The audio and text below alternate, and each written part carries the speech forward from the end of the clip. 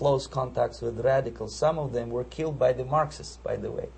It happened in many African countries when the Soviet KGB were killed by Africans themselves. Not because they hated Marxism-Leninism, but because they were simply trigger-happy bunch of unruly characters. If you give them a machine gun, they will shoot. And some of the Soviets obviously were not careful enough to protect themselves, and they got into embarrassing situations when they were shot at the crossfire between factions of so-called liberation movements. Anyway, so I decided, as I said, to study the counterculture. I decided this probably would be the best way to disappear. I socialized with characters like this. On the left, you see, is a barefoot American hippie. It took me quite a long time to study exactly what they were doing and how to mix with them. But eventually I did it. Most of Indian newspapers carried my picture and promise of 2,000 rupees for information about my whereabouts. But they were looking for the wrong person, because they obviously tried to stop a young Soviet diplomat in white shirt and tie, and this is how I looked at the time of defection. Nobody could possibly think that a Soviet diplomat would be as crazy as to join a bunch of hippies. That's you. Yes, travel India and smoke hash. So I made it literally almost like a Hollywood-style detective story. From under the nose of the KGB in Bombay airport, I landed the plane and I flew to Greece, where I was debriefed by the CIA. That's basically that's all for my slides. We can turn off the projector, and that's very interesting. Well, you spoke several times before about ideological subversion. That is a phrase that I'm afraid some Americans don't fully understand. When the Soviets use the phrase ideological subversion, what do they mean by it?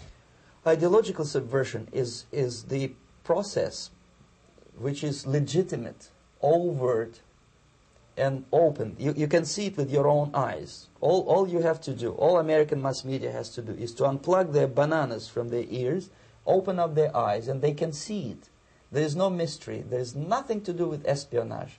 I know that espionage intelligence gathering looks more romantic. It sells more deodorants through the advertising, probably. That's why your Hollywood producers are so crazy about James Bond type of thrillers.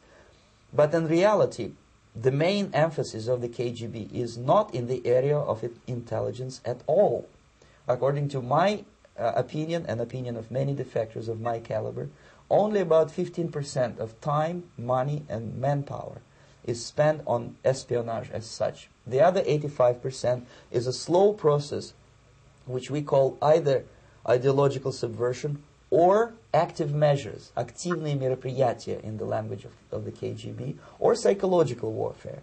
What it basically means is to change the perception of reality of every American to such an extent that despite of the abundance of information, no one is able to come to sensible conclusions in the interests of defending themselves, their families, their community, and their country.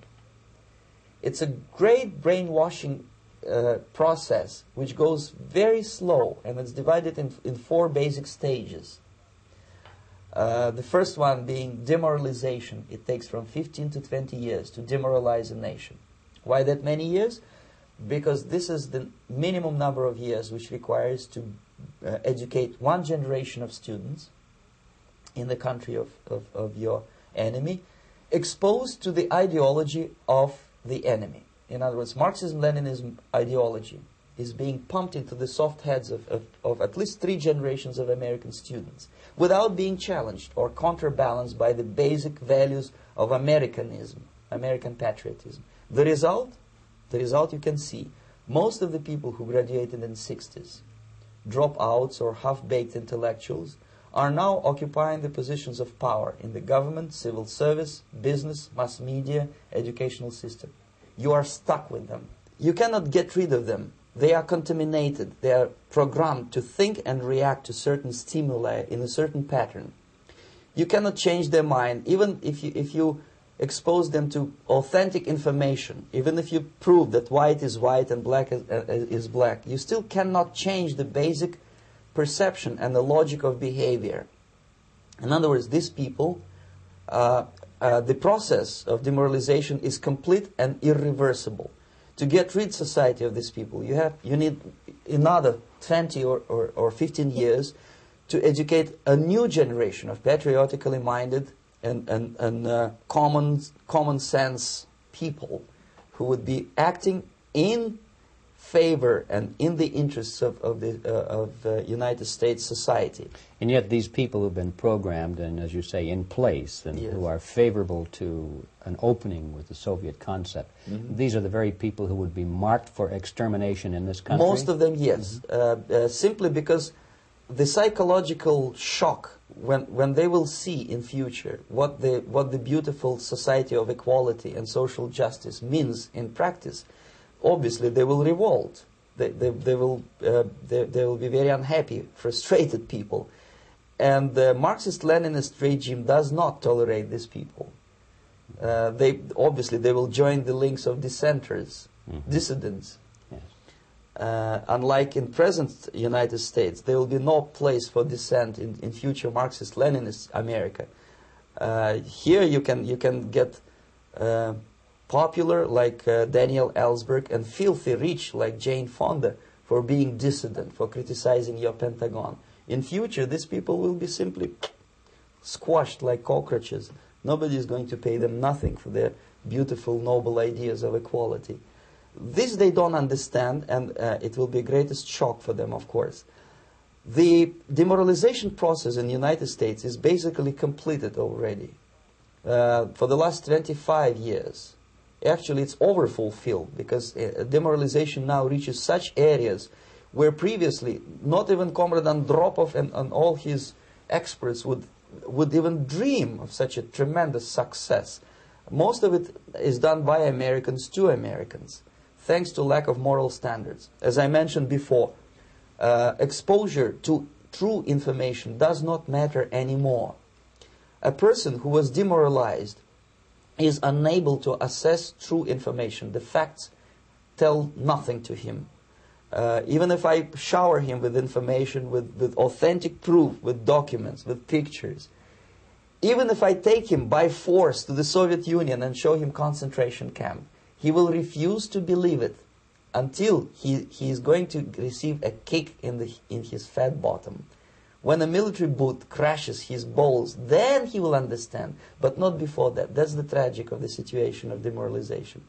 So basically America is stuck with demoralization, and unless, even if you start right now, here, this minute, you start educating new generation of Americans, it will still take you 15 to 20 years to turn the tide of ideological perception of reality back to normalcy and patriotism. The next stage is destabilization. This time, subverter does not care about your ideas and the patterns of your consumption. Whether you eat junk food and get fat and flabby, doesn't matter anymore. This time, and it takes only from 2 to 5 years to destabilize a nation. What matters is essentials: economy, foreign relations, defense systems. And you can see it quite clearly that in some areas, in such sensitive areas as defense and economy, the influence of Marxist-Leninist ideas in the United States is absolutely fantastic. I could never believe it 14 years ago when I landed in this part of the world that the process will go that fast. The next stage, of course, is crisis. It may take only up to 6 weeks to bring a country to the verge of crisis. You can see it in Central America now. And after crisis, with a violent change of power, structure, and economy, you have so-called the period of normalization. It may last indefinitely. Normalization is a cynical expression borrowed from Soviet propaganda. When the Soviet tanks moved into Czechoslovakia in '68, Comrade Brezhnev said, "Now the situation in brotherly Czechoslovakia is normalized."